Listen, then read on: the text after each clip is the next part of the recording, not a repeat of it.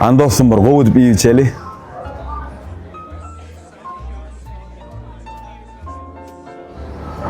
Gowja iyisene.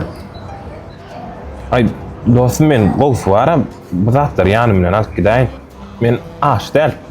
Asryp bolmasyn ýaly. Öýden çykmakan men hemme zat eşitdim.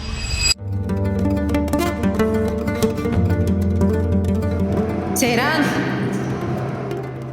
Öýde iýmeni hiç galmandyr. Ýumurtga ýa çörek bolsa gowy bolardy. Bilýän şu wagt mümkinçiligimiz ýok.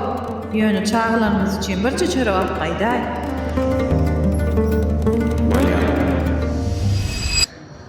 Dostum men bağışla. Mal mülk dünyasında gezip senden habaram tutmanlarım. Senin bırakıp bana hiç sat diýmäsiň.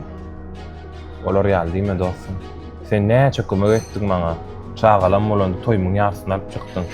Menem her ýerde utanýan. Utandyň mı sen? Ay nähili adam sen? Men näme üçin utanýam? Maňa dost däl sen, dogunum ýaly. Hatda dogunumdanam ýakyn sen maňa.